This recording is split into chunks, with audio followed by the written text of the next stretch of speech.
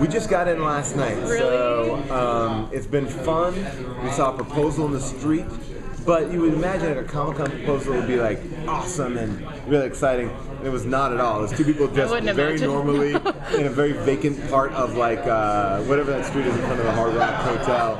And the woman. It should have been in the main hall with him going, everybody. Yeah, like in the Morgan Yes, exactly. Yeah. With like a full audience. Yeah, I would do it in the main hall. That would be great. Like, I really hope she said no.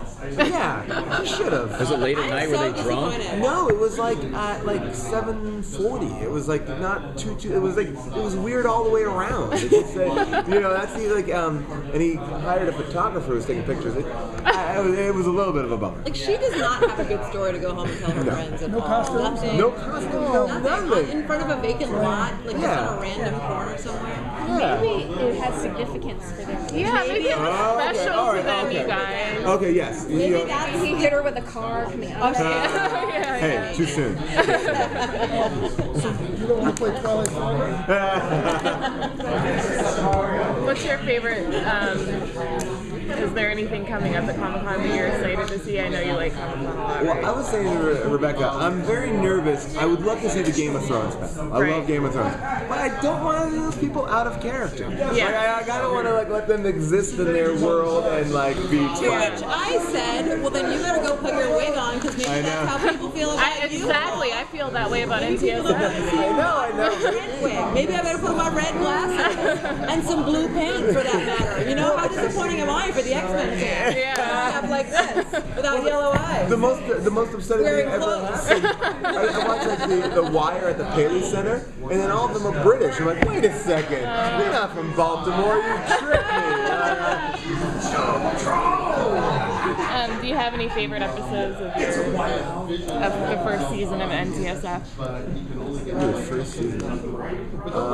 For me, one of my favorite episodes was the one where Trent is on Home Alone, and so he gets home duty. But this season we kind of blow it out. What was your favorite? My favorite one was Cabeza de Mente. Oh yeah, that's a great one. I like That was a great that. one.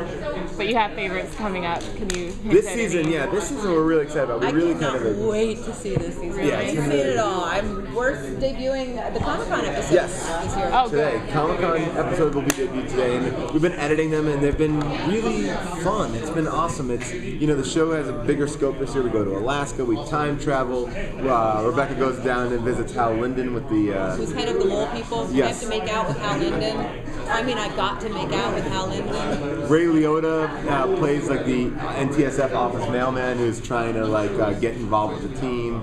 Aziz Ansari plays the Toucher, which is kind of based on the Kiefer Sutherland character where he needs to touch young boys to see the future. So Aziz is the Toucher. Perfect. Yeah, so we have an amazing guest host. Max Greenfield plays a character that's like a Robert Pattinson character. He's in town to shoot the new Stein movie, which is a romantic version of Frankenstein. And Ray Liotta. Ray Liotta. Who else do we have? Michael Gross plays Trent's father. Yeah, from Family Paul Ties. Feig, right? Paul Feig is in an episode. Bill Hader. Ellie Kemper.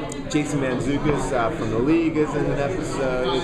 It's great, like amazing people all the way around. Alan Tudyk from Firefly. Like we got our choice of amazing people. Did they come to you and say, "Hey, I'd love to be on an episode"? A lot of people did this year, which was really cool. Like, Did anybody say no? The no's were not like last year. Like last year was like straight out no's. Like this year was more like, oh, I would, but I'm shooting that they have a schedule. And this year it was like everybody really wanted to do it. Goldblum did it. Yeah, now it's legitimized. Yeah, it's important. It's highfalutin. Yeah, but How did you convince folks to give you money to do this? Because it does seem like it's like summer camp for you. Like you get to. It feels like that actually. Yeah. I guess it's based on Children's Hospital, like the Success of Children's Hospital, which is a similar format. I come from the Upright Citizens Brigade Theater. That's where I kind of studied and trained. And there's an energy there of like, well, let's get our friends together and do a show. And you'd be doing improv shows and sketch shows, and you just bring in people that you like. And Adult Swim, I think, is really taking that mentality. They're like, yeah, like we trust you. Write the show. Go do it. Like they gave us 12 episodes last year, so we could kind of find the show instead of doing a pilot. And we got to bring in all of our friends. And so I think Adult Swim is sort of like, and they're sort of like the money is not giant. It's not like it's not a big risk. So it's like we got funny people. Go make funny stuff. We're gonna stay out of the way, and if it works, Should have been 20 we're a days. genius. Yeah. 20 days, wow. Yeah. 13 episodes in 20 days.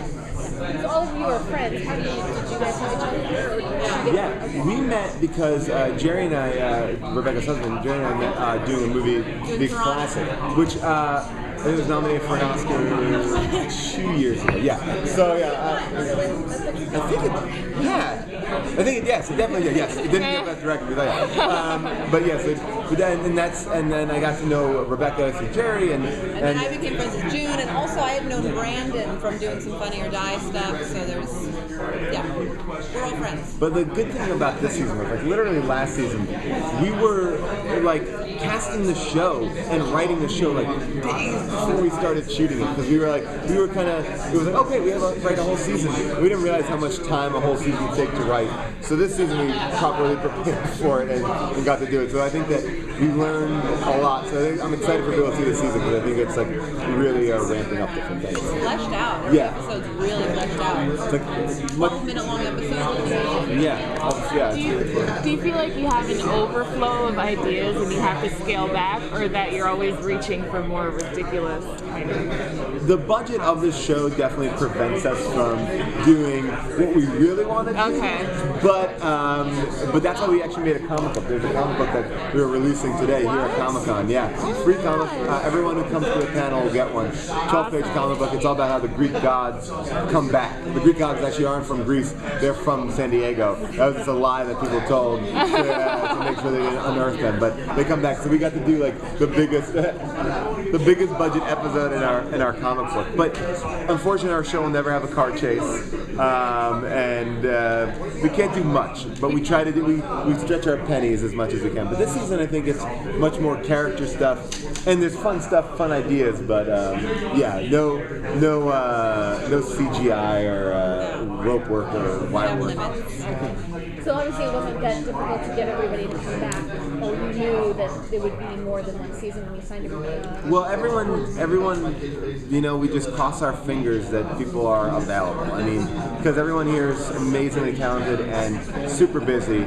So it's sort of like, all right, we try to let people know, like, if you think this is the 20 days, can you carve out this 20 days? And if no one's shooting a TV show or anything, we do it, and we've been lucky for these 2 seasons. I know it will run out at a certain point, but even the benefit of the show is, even if people are busy, if they can even give us like 1 or 2 days. Like last year, Rob Riggle only gave us 1 day, so we were able to pepper him in throughout. This season, he was much more available, so we got to use him more. So it's the benefit and deficit of doing it like this. But I'd rather it be like that, because everyone gets to go do everything else too. No one's bitter. It's like, oh yeah, like everyone's like, oh yeah, I could go do this for 20 days and do a TV show. You were so accommodating with everybody's schedules, because it was happening during pilot season. I know, that's always like, I've got an audition this afternoon. Break me out this afternoon so I can go and... we try just to make everybody, it should be a fun place to come to work, and that's the only reason to do it. Really. If you get a chance for a 3rd season within the budget, what you talking about? Is there anything you'd like to do? Yeah, we actually have a lot of ideas for the 3rd season. The one idea that we didn't do this season, just because it didn't work out, is something called Hell Cops, where Trent actually gets sent to hell and tries to solve a crime in hell. So that might be, you might see that coming up in the 3rd season. How long does it take to write the whole season? Yeah, it's a slow process in the sense that we take it nice and slow. Like we start talking about ideas in October, and then by December, all the episodes are kind of locked in the version of something, and then we kind of are writing right up until we go. But we keep on learning. Like we write stuff. Like we have a whole episode this season called Robot Town, and like we realized once we had our first production meeting, like we can only afford like 1 robot. We're like, oh, all right. So then it's like about getting creative about how to figure out how that 1 robot can be done again. So we use a lot of green screen and he allude to it a lot. But yeah, so we try. What's the biggest production snafu you've ever had? Do you remember? Oh yeah. Or kind of hold. No, there's plenty of them. Well, a perfect example is this season we're doing a Fast and Furious episode about a group of Swedish bikers who steal food. Oh yeah, and basically we had this whole like Fast and Furious thing. We were gonna drive down the street, do all this sort of stuff. Couldn't do it. And then we're like, all right, well, we got a warehouse. Let's do it in a warehouse. We lost the warehouse. And then we're like, all right, what can we do? We're running out of money. Let's make them do virtual reality. And so we have, but it came out really good. Now that I've seen the virtual reality thing, I'm like, oh, that's a way better idea than actually like a bicycle chase. Like, because we couldn't even afford more than one pedicab. That was the other thing. That's the kind of so we get one of everything that we want. A Swedish biker gang on pedicabs. They're all supposed to be on pedicabs. We can afford one. When I saw that one sitting there, I was like, That's it. We redressed it. We redressed it for the bad guys and for ours.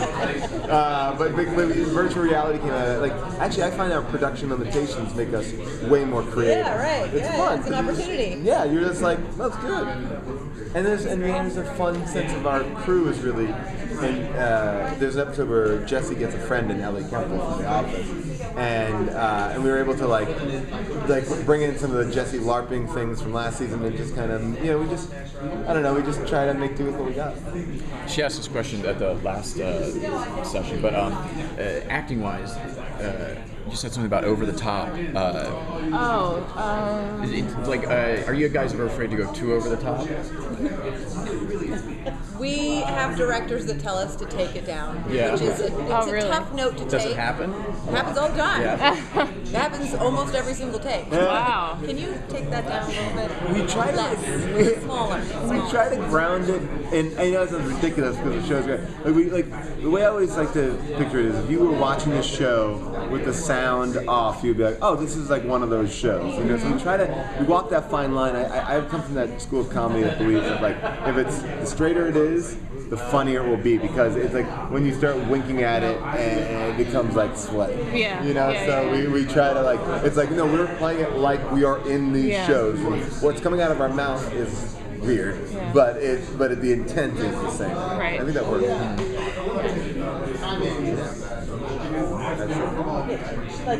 Can you imagine? It was like, Yeah, more. they were felt like they were rushing us, and now they What's your advice to actors? Take Fountain? I like that. All right. I would say the best thing you can do as an actor is find a group of people that is collaborate, work with other people. I think sometimes being an actor is such an isolating thing. I've been very lucky to work with the Upright Citizens Brigade, and we do so much stuff together as a group that I feel like find a group of like-minded people, make stuff. You have the ability to do whatever you want. Don't wait for people to give you something, because chances are something you get will be shitty. So do work with people, have fun, make your own opportunities. Yeah, and take advantage of your own determination. Don't give up. Yeah. Keep moving forward. Keep getting, even if you have to do it for free, keep playing. And if Fountain is backed up, take 6. The 6 actually could do. That's the way to go. No league because of fucking Comic-Con, man. They don't. They go. It doesn't fit into their world. Oh, but they can have a James Bond booth. Yeah, and also it's Hallmark is here for love of I God. know. Hallmark? Hallmark, that's a booth. Hallmark. It's so funny. It's like I feel like the league. It's like I think that they are. It's a sports show. First of all, that also the Not fact at that all. people aren't into sports is like a very crazy thing. But it's beyond. I mean, everybody where I walk around here, people talk about the league. So it's it's crazy. Yeah, they have a weird thing. Sons of Anarchy, is that in this? I mean, it's in the zeitgeist. I don't know. Yeah, it's weird. Yeah, but we are getting. We get a little knocked out here. Maybe your network doesn't give Comic-Con. We do. We have parties. We have FX parties. We have There's a lot. They do it. I know, but they got to pass the buck a little bit. Well, is that it? Yeah. Oh, one more. One more. Oh, okay. Wow. I think if you don't have it, you don't feel up to 3 on screen. They got to one more already. What's and your then we favorite get color? All right, great. Thank you guys. Take care.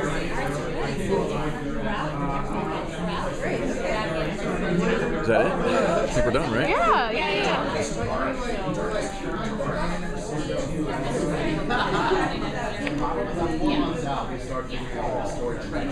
She's thin and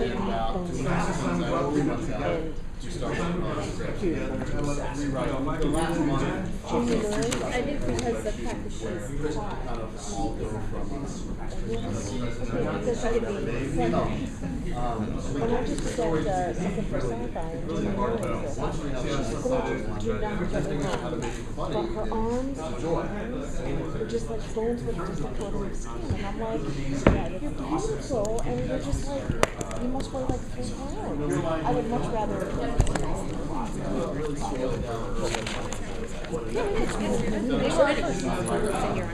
There's nobody else coming to this room, right? We can sit here for 25 minutes.